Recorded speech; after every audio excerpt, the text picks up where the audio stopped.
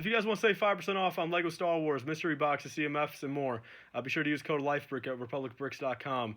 Link in the description. Use code LifeBrick. That's all capitals. L1 or LIF3BRICK at checkout to get 5% off your total order. It'll pretty much get you a couple dollars off, maybe pay for your shipping. So definitely use code LifeBrick at republicbricks.com. Best Lego seller, best Lego reseller out there. Totally recommend them. I've got a video on my channel showing some of the products, a mystery package. Definitely got my values worth, so be sure to use code LifeBrick at republicbricks.com. Thank you guys, and stay tuned for the video. Welcome back, everybody, to another video. In today's video, I do have a quick video I want to make, kind of just giving a message out to LEGO. In the sense that these are sets that I would consider ones that have been wanted by the LEGO community for almost the last 10 years. Most of these, a couple years, if not, again, 10 years or so. All these sets that they could have made that aren't impossible to make. It's not like they're Trade Federation Battle Spheres or a Camino set. Like, that just is probably pretty hard to make. These are all pretty common sets that are big parts of like the TV show or the movie they're in, that I think they should make. There is a bunch of cool images from BrickWizard59 that I'll be showing on this video, kind of just showing reference as to what LEGO could be making.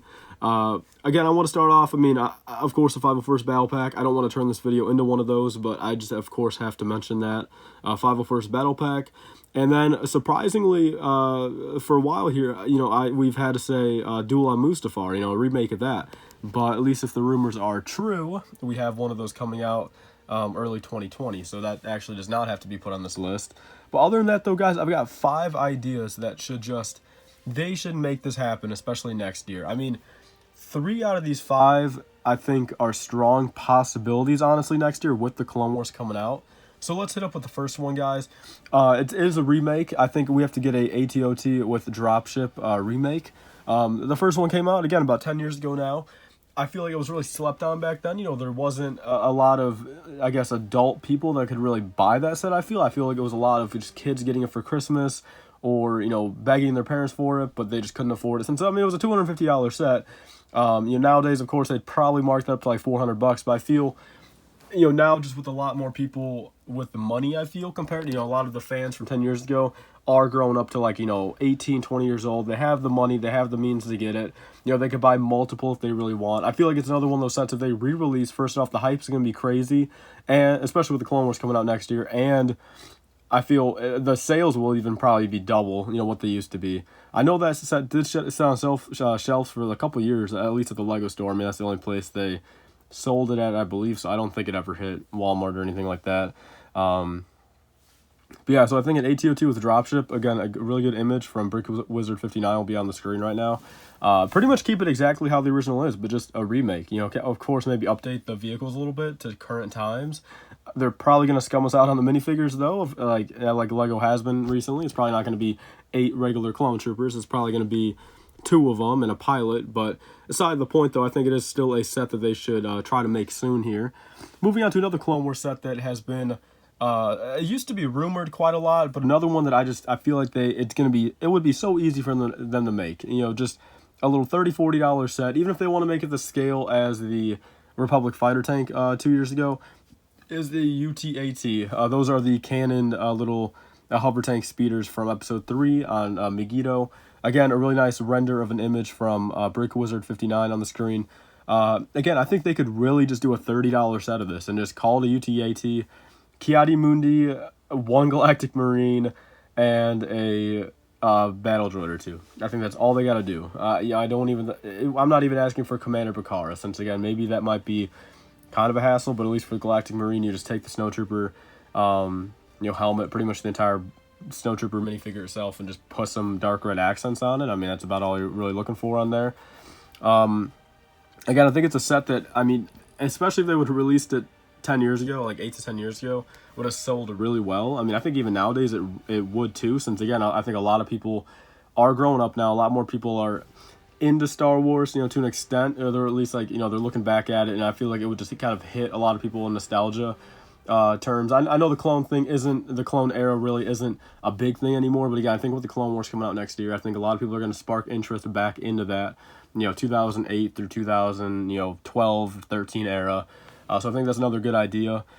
Moving on to the next one, guys, is the UCS Venator. I think this is a strong, it's a possibility because, I mean, if there's the Imperial Star Destroyer coming out later this year, for $700, I mean, that's a lot. I'm not going to get that into this video, but I think a UCS Venator coming out within the next year or two, hopefully not $700. I mean, if they make it similar to the Star Destroyer, but I think just in general, I think it's one of those UCS sets that just out of all the kind of prequel stuff, Clone Wars kind of era, that I think would sell pretty well compared to like a UCS gunship. You know, that's kind of just so, I think, direct to just a certain kind of demographic, you know, compared to a Venator. But there's that. Then moving on to another idea, guys, that has been rumored. And again, I think it's a cool vehicle they could have made, again, 10 years ago, even all the way back in episode 1 times, you know, 1999 through 2001, you know, around there would be a Trade Federation landing craft. Again, really cool images showing up by BrickWizard59. They could do a Trade Federation one, a Separatist version of it, you know, the blue one, the tan one, whatever one they want to do. But again, I think for like a $70 set, you'll make it pretty scaled, you know, accurately, where you can throw a couple droids in there, maybe like 6 droids in there. And then, again, like maybe your 6 droids, maybe a pilot droid, maybe a Gungan, and maybe a Naboo security guy. I mean, I think that'd be a pretty good lineup right there for that. But there is that idea. Then moving on to the last one that, again, it was going to be a set if you guys have kind of kept up with LEGO Star Wars and the visual dictionary and kind of just talks that the creators have had, is a Geonosis Arena. And whether or not they do it a UCS style or just a kind of playset style, maybe for like $50-$60, I think it would sell well. Again, I think it's one of those iconic scene, you know, for 40, 50, maybe $60. I think they would sell a whole bunch of it. Just for some reason, they just have not, you know, made it yet. You know what I mean? It just, for some reason, they just have not made something like that yet.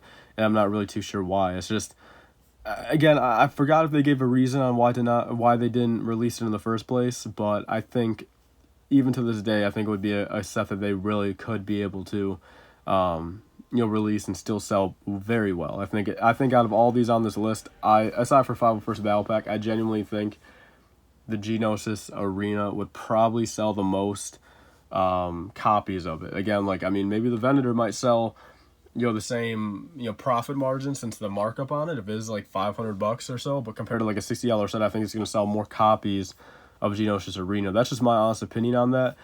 And that's pretty much all the LEGO Star Wars set ideas I have that are, you know, ones that I feel like are actually doable, you know, that would actually sell. I mean, again, I can throw, you know, 10 other ideas out there for stuff they should do. I mean, different variants of vehicles or different, like, very specific stuff, you know, that it's only seen, like, one time. But pretty much all this stuff, I mean, aside for the UTAT, I mean, it's shown multiple times in the Star Wars universe. But the UTAT is just such a small little set you can make that I feel like it would work.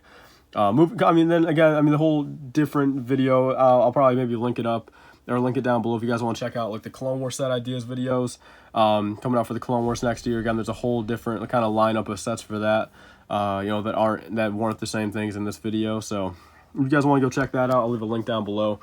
But yeah, guys, that's pretty much all for this video. Leave your thoughts down below.